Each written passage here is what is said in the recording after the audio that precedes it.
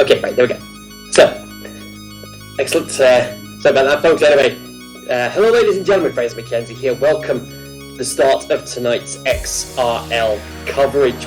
We are here once again for the X1 Prix show here at the Principality of Monaco. And with me, as always, is the boss of the league himself, Mr. Cesar Lopez. Hello, Cesar. How are you doing today? Everything good. Thank you very much, Kenzie. And as I just heard, let me congratulate you for your podium from last night in another league. Yes. Yeah. So, I was racing elsewhere last night, folks. It was the first race of the season, and I will say I did have to work for it towards the end, given the fact I had a time penalty. Despite that, I'm still gassed that I managed to get a podium for the first race of the season.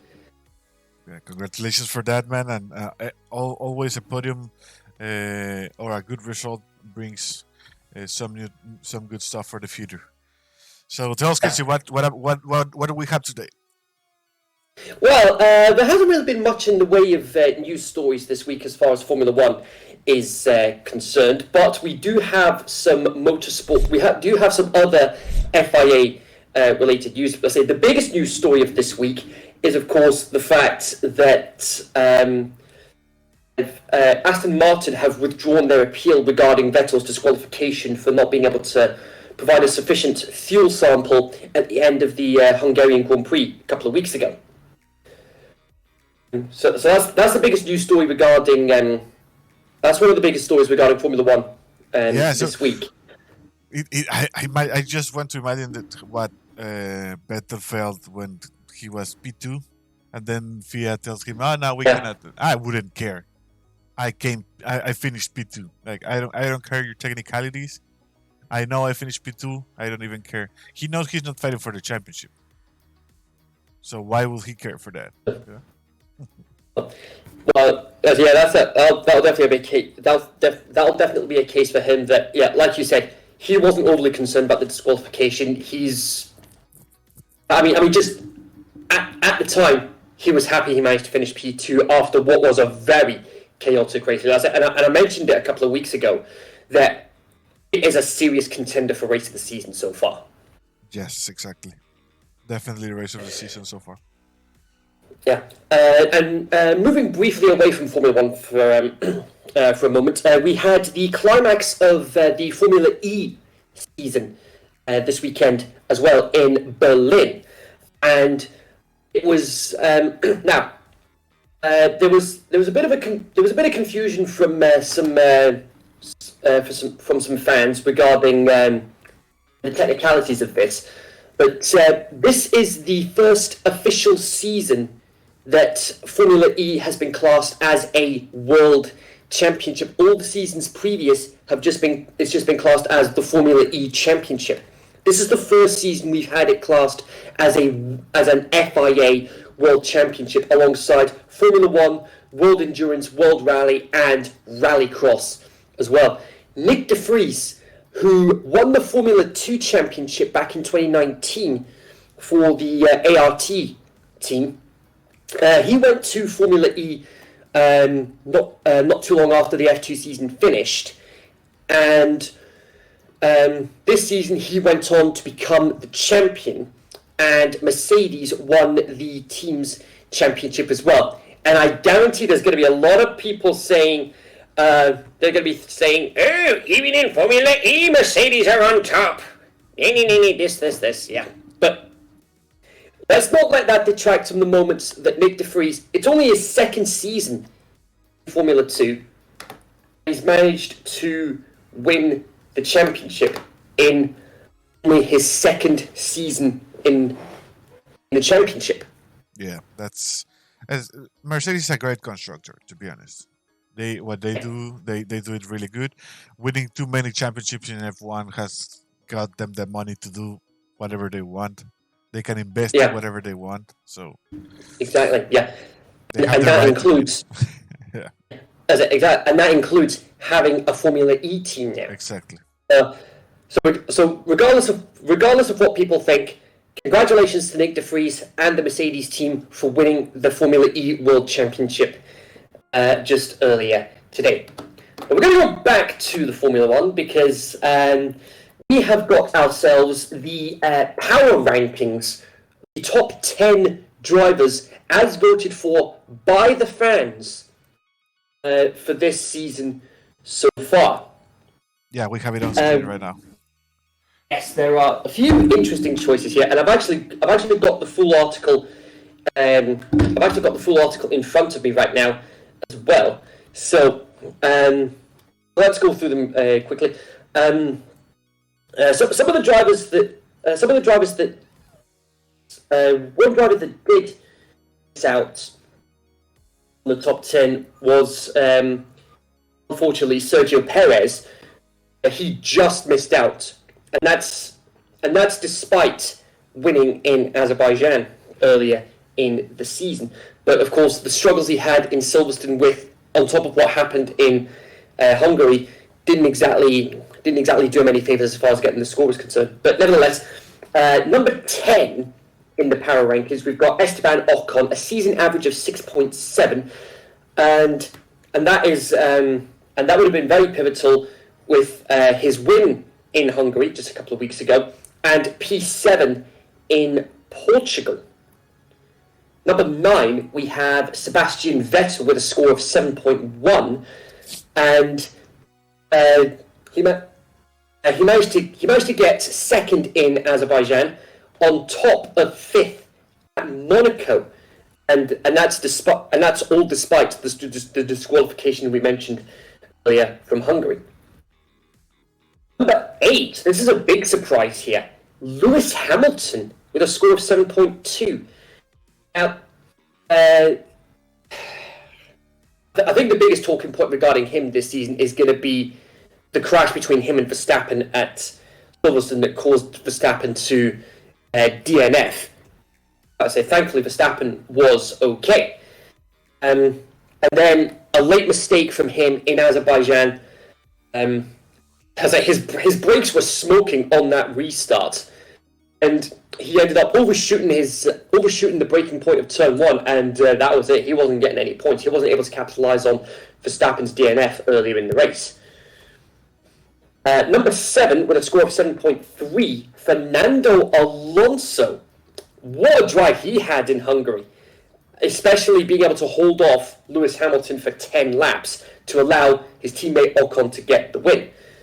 But as I say, what a start he had at Silverstone for the sprint race, for the sprint qualifying, I should say, sprint races Formula 2. 6 places off the start, and he's managed to score in the last 6 races. And as it stands, he has the longest running current point scoring streak on the grid. Just a shame it wasn't. Just a shame that Lando Norris ended up losing that streak in Hungary last time out. We've got a tie here for 5th place, both with scores of 7.4. Carlos Sainz and Pierre Gasly. Now we'll go with Gasly first. Now let's see what he's been up to this season. He's managed to get into Q3 in all but 2 rounds this season so far. A P5 at Silverstone with the fastest lap, so massive kudos to him for that. Another podium for him at Azerbaijan. 50 points so far, and he's already halfway towards his 2019 tally, where he spent half his season at Red Bull. Carlos Sainz, just behind his teammates. So let's have a look at this. Charles Leclerc's DNS did not start at Monaco. Sainz managed to get his first Ferrari podium at the Scuderia outfit, alongside a strong points tally from Hungary as well, and solid point scoring from Styria all the way to Silverstone. And this is from the article itself. No wonder that team boss Mattia Binotto has branded him as part of the best lineup in Formula 1. Now, number 4, we've got Charla Leclaire with 7.5. he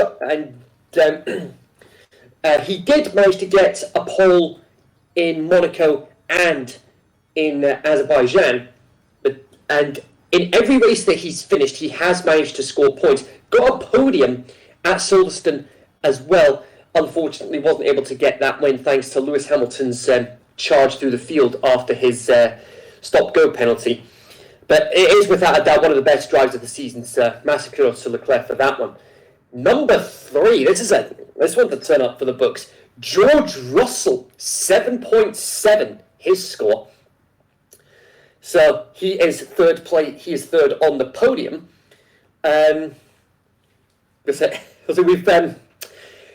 It's been mentioned numerous times throughout this article, and I've got to bring it up again. He finally scored points for Williams. In Hungary, and what a team player he was. Latifi finishing ahead of him, so Latifi got his first points in F1 on that day as well. And he was even battling with Fernando Alonso throughout Austria.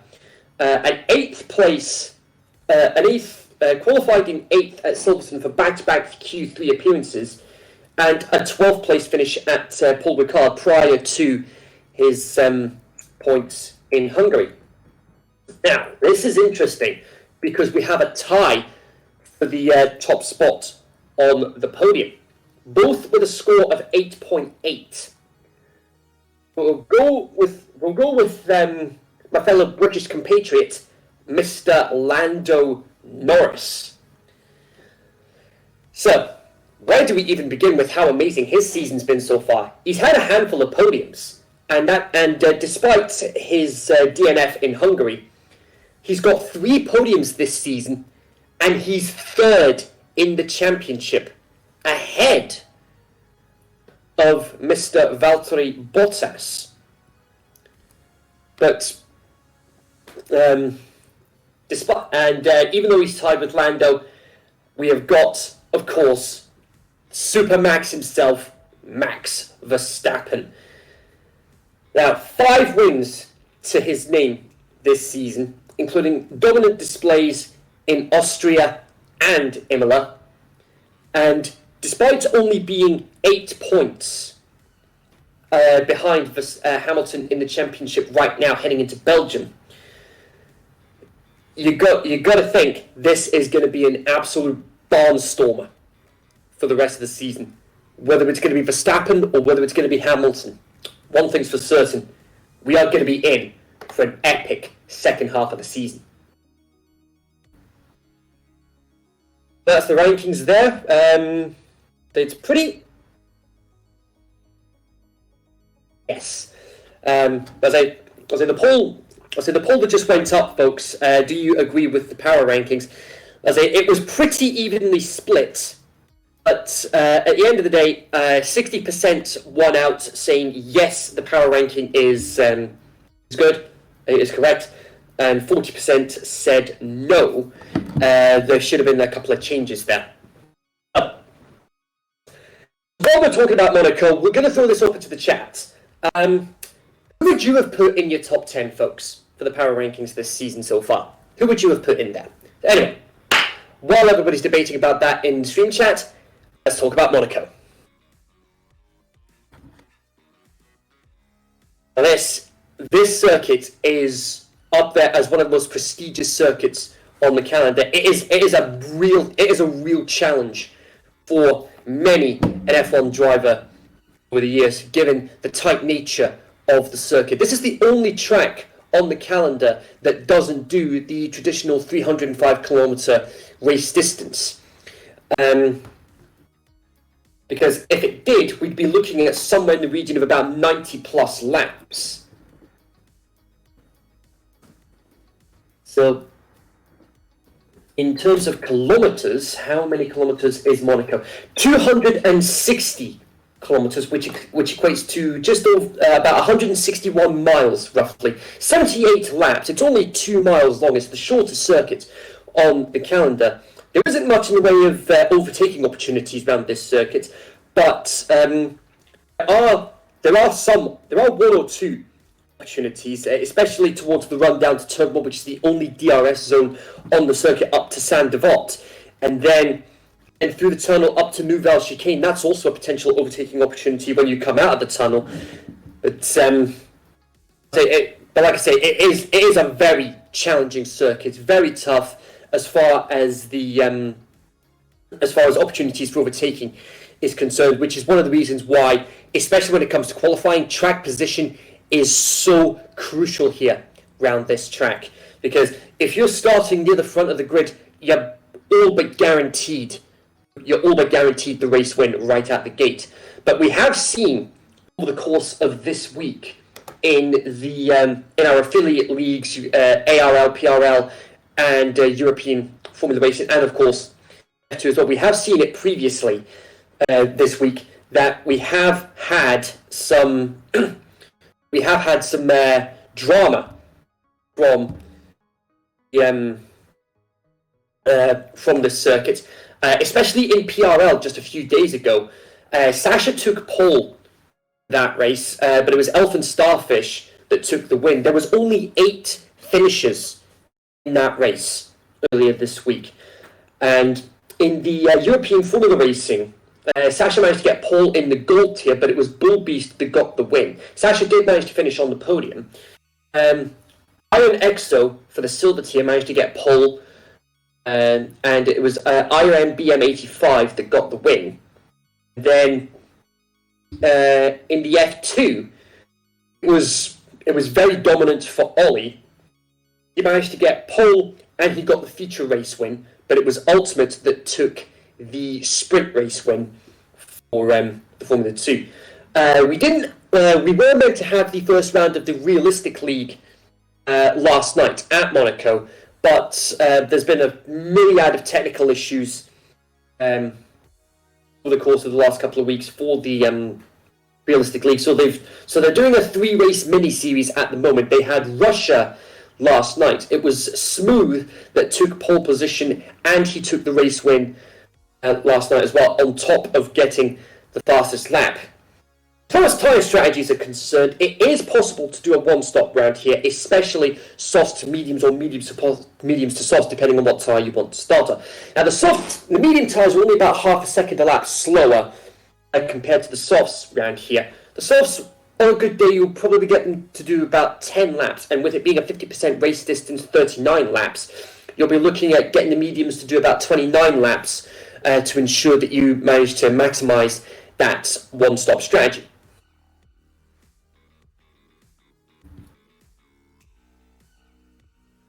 So that being said, though, I think that pretty much covers it in regards to build up for the race. So what we're going to be doing now is we're going to be getting ourselves ready for heading into. We're getting ourselves ready for heading into the lobby, and we're going to get ourselves underway for tonight's X1 coverage of the Monaco Grand Prix.